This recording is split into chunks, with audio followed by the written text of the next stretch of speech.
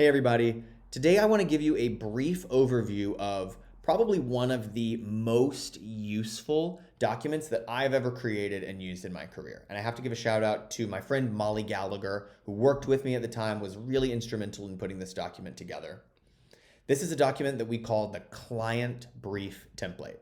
The client brief is where we store all the information about our client, and it's used by customer success or account management or whoever swoops in after the initial sale is closed to manage this customer going forward. Remember, a great go-to-market strategy is not just about finding and closing customers, it's also about keeping customers. This document is a really, really powerful way to help us do that. So let's dive in. Simple. Piece number one is desired outcomes. Really, really easy. What is their desired outcome for a relationship with us? And what is our desired outcome for a relationship with them? When we think about desired outcomes, it can be quite specific. We might be tempted to say, let's just say I sell HubSpot. We might be tempted to say the desired outcome for HubSpot is cleaner data. They want a central repository for all of their data to live. That's a fine desired outcome, but it's not actually an outcome. That, again, is just a step towards the real outcome, which is they want to close more sales. They want to shorten their sales cycle, and they want to make more revenue next year than they did last year. And HubSpot is the way to do that. So when we are setting and understanding the desired outcomes of our customer, it's important for us to look past ourselves and sort of that first layer and go even higher. Really, what is supposed to change for you next year by using our product? If we can get that and understand truly what the customer is trying to do, then we are well positioned to help them achieve it. If we don't really understand what the customer is achieving, and if we cannot help them reach that final outcome, they might buy my product this year, but since that project isn't successful, even though the product itself did everything they thought it was supposed to do, they'll still realize, oh, I don't need this anymore because we're actually going to change tack. But if I understand where they're trying to get, I can help them go along that journey, and I have a much better chance of renewing with this customer next year and growing my account. So what do they want to see out of a relationship with us? And what do we want to see out of a relationship with them? Maybe this looks like we want to use them to wedge into a new vertical we haven't sold to before. We want to get good relationships with this CEO so that we can get referrals to other others, or we want to sell them our baseline product so that we can sell them more products spread out among the company, get into other departments later on. All of these are fantastic desired outcomes for us. And it's important that we know where we're trying to get with this relationship so that every conversation, every meeting, every time I interact with them, I have this desired outcome as my North Star, and all of my actions are driving this desired outcome.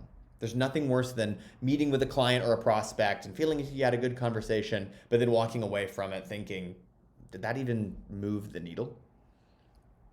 I highly recommend that desired outcomes are repeated and agreed upon often. Every time I would meet with one of my existing clients, the top of the call would always start by me saying, hey, just real quick, I want to reiterate the desired outcomes that we landed on last time and make sure they're still relevant to you. So I would pull it up, or I would have it as the first slide in my deck. You told me last time we talked, you're trying to achieve this and you're using my product to do it.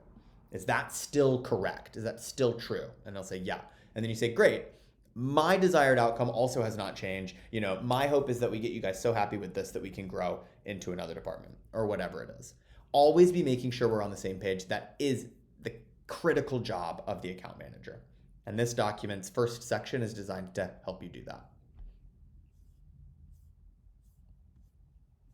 The second section of the document is designed to help us understand the health of the account. It's very, very simple. It's broken down into red, yellow, green, and it asks 5 key questions that are going to tell me how healthy or in jeopardy is this account.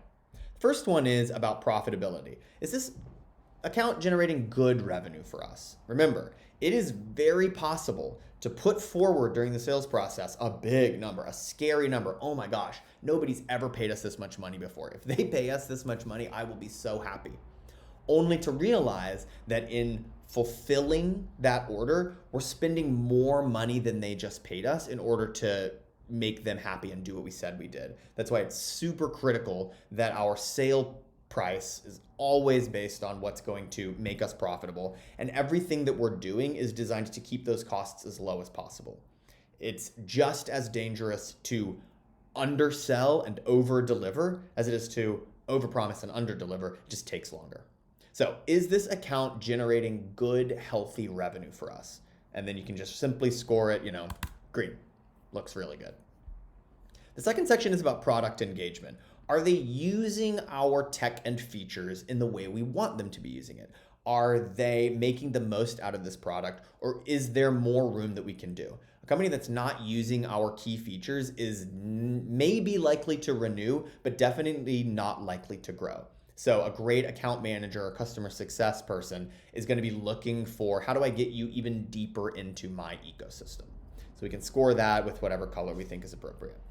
Then it comes to the relationship, a little bit more ethereal, but do we have a good relationship with these person? Would they be willing to do a case study with us? Could I rely on their promoter score in order to get another customer? Could they give us referrals?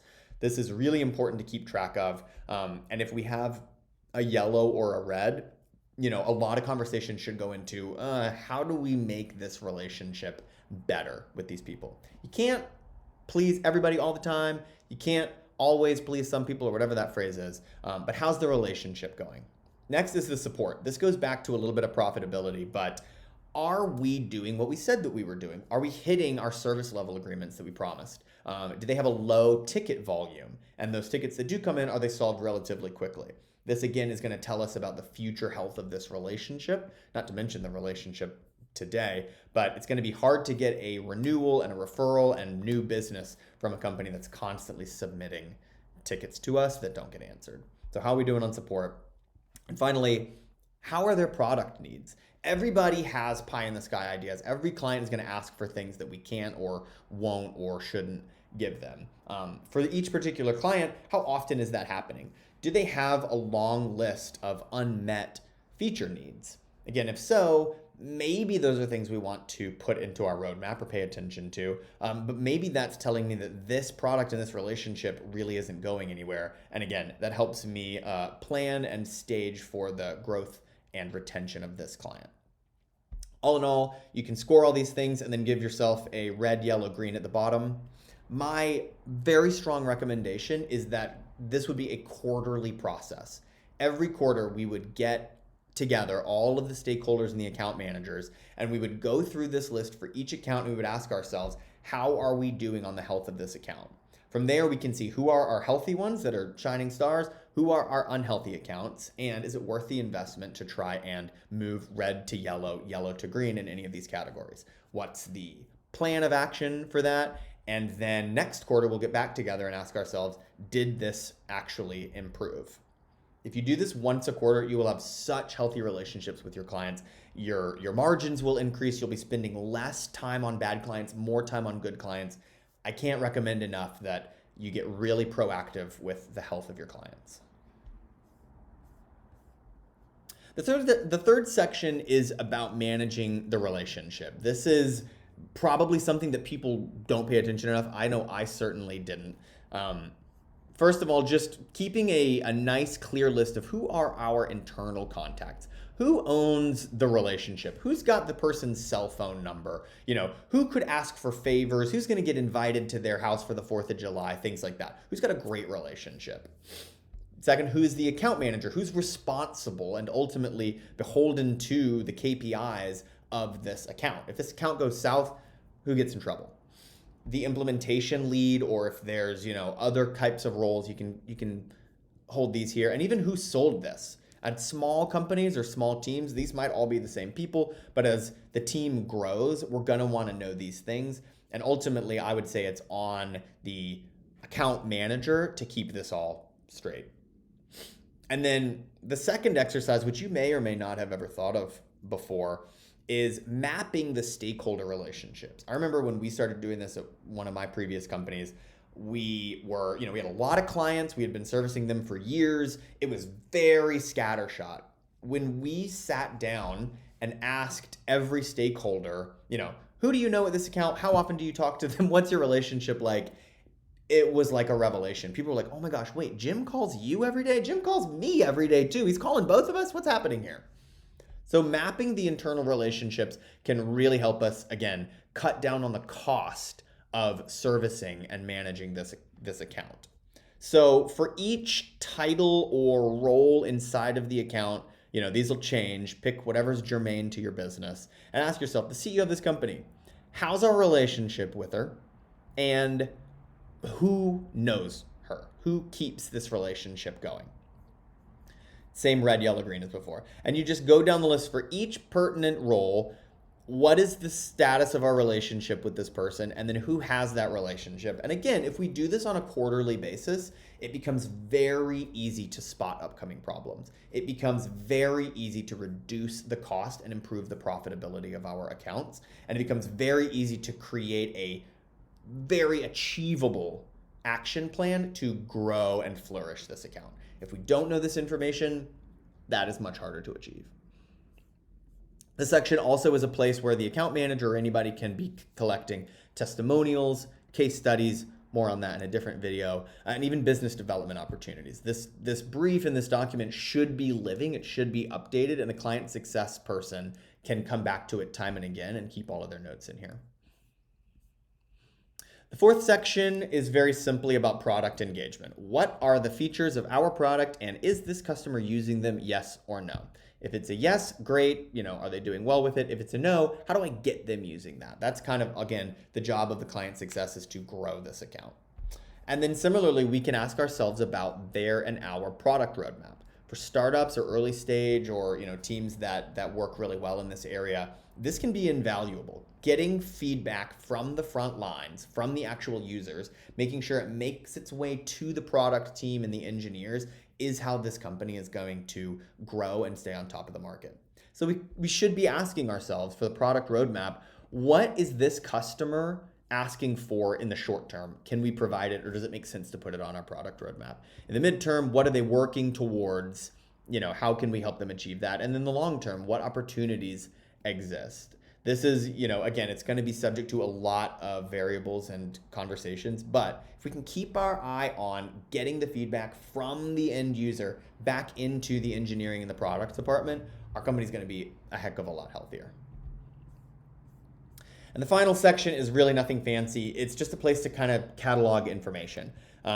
Anytime there's like issues that get logged or escalations that happen, if we have a long list of times when they have called customer support and we've had to get, a manager involved or whatever it is, again, this is something that's going to negatively affect the relationship and that our customer support team should be working towards ameliorating if we want to regenerate that revenue for ourselves.